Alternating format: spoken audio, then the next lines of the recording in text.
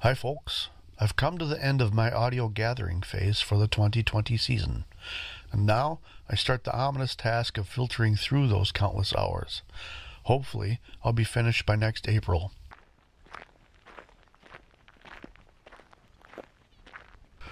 As some of you know, I've made it clear in the past that I no longer go into the woods with the explicit purpose of finding tracks, tree structures, or any sign of these beings. But I still hunt and gather though, and I'm never going to stop doing that. There has to be a middle ground with those of you who have had an encounter and still want to keep your passion intact. The audio that I gather is done with a minimal intrusion. I don't need to have my recorder way off trail to hear what's going on deeper in. I've sampled enough of the greater area to have a good idea of where these things are and where they are not. I have abstained from hiking into their areas, partly out of respect, and partly because of my attempt to minimize what's known as the Heisenberg uncertainty principle as it is applied to wildlife observation. Hypothetical case in point, if I were to hike into an active area, any and all conclusions about any future audio from that area would be tainted. For instance, if they are quiet in future recordings after my intrusion, do I attribute that to normal seasonal movements or migration? Or was it the intrusion itself that forced them to move out of the area completely?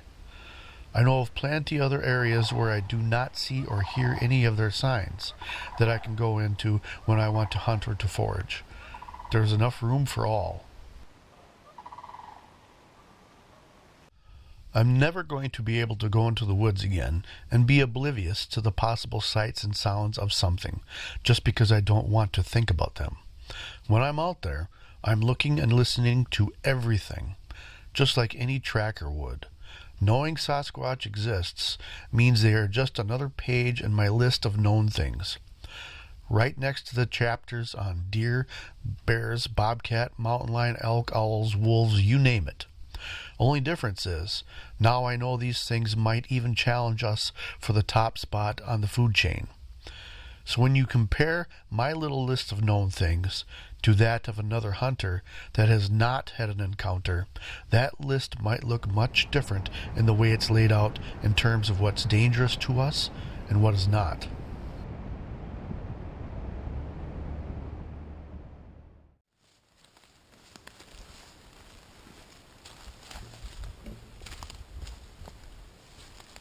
To me and my little list of known things, suddenly stumbling upon a bear cub up close in the woods is still my number one fear, just as it was before my first Sasquatch encounter.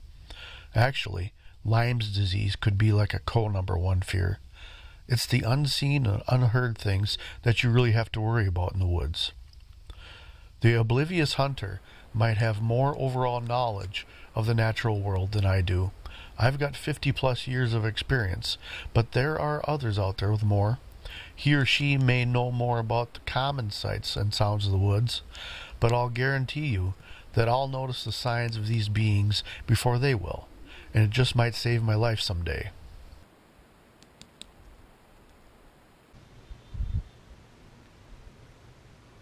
Let's segue to today's audio capture that I want to share with you. I have to preface it with a disclaimer that if you or I would have heard this while in the woods in the person, we'd be shitting our pants. Making even scarier yet is the fact that this is 100% real. This is no hoax. So please, listener discretion is advised. This audio is just one of those pages in that book of known things I was talking about. This is just another one of the many possible sounds that these things might make. Most sounds these beings make are very subtle and leave the ordinary hunter scratching his or her head. Not these sounds though. These are no doubters. I do not want to post this audio with the explicit intention of scaring the crap out of everyone. But if it's enough to convince just one person to start taking extra precautions when in the woods, it just might save his or her life someday. And for that reason, I am unapologetic. That, in a nutshell, folks, is what this channel is all about. This guy is right on the mark with about 99% of the things he says. But he's wrong about one thing. I'm not going to stop doing what I'm doing here. There's more to learn about what these things sound like and how they mark their environment. Shouldn't those of you that are listening to this have the right to be informed of these things? More specifically, what to look for or what to listen for when in the woods? Not everything is known about them. Not by any stretch. I'm not out to prove anything. I'm only here to inform. Most of you who've made it to this point in the video don't need it proven anyways, so convincing is not my intent. Not anymore anyways. The real intent is to take you from, what the hell was that sound? To, I know what that sound was, and I think it's time to calmly back out. Or better yet, never ever take your eyes off your children when in the woods. So sorry if these or any other sounds from my other videos scare you. Sometimes a little fear can be useful. This was recorded on July 1st of 2020 in the Chequamegon National Forest in northern Wisconsin. I started my recorder at 8:30 p.m. on this particular night. You will hear the sound of my vehicle moving away after setting my recorder out. And the clacking or clapping you will hear happens immediately after I leave, almost like an all clear signal. Headphones or earbuds are recommended.